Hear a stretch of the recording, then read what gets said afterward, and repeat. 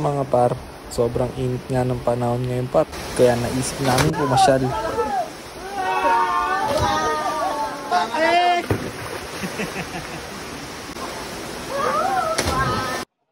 Isa-isa na din kaming lumabas sa portal upang magtungo sa mapayapang lugar at mayaman sa koral.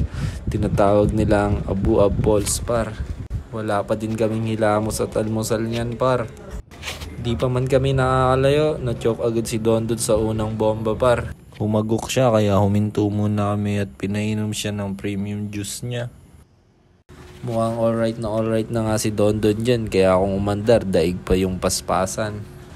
Nakita na din namin yung mga par sa daanan, kaya si Dondon lalo pang ginanahan. Nagpa-banking kahit malapit na sa parking. Diyan na nga din kami nag-waiting para sa kanilang pagdating. Di masyadong maganda yung bars ni Denden kaya di na namin pinansin.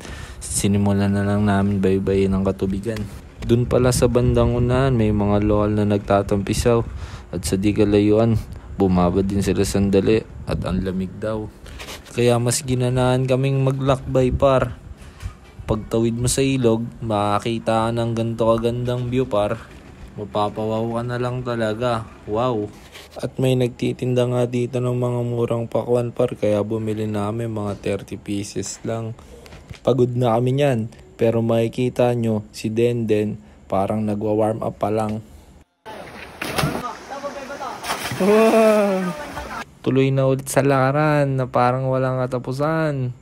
Kaming lahat ay pawisan na par. Si teacher tila gusto nang magpaiwan. Halos mag-iisang oras na ang walking trip namin par. Kaya akala namin naliligaw na kami. Buti na lang biglang may lumitaw na kabuti.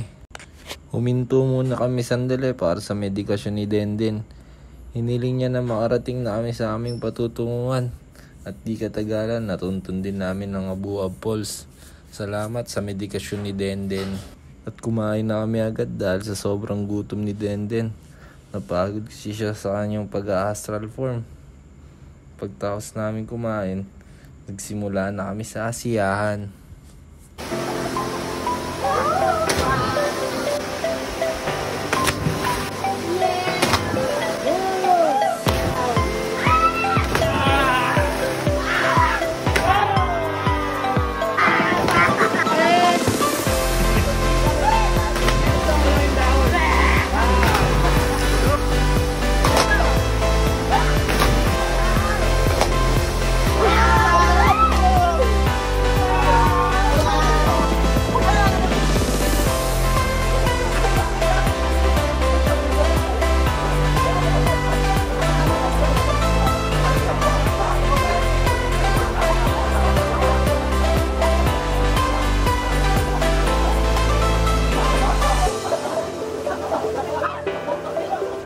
Dito na nga pala nagtatapos ang aming Falls trip.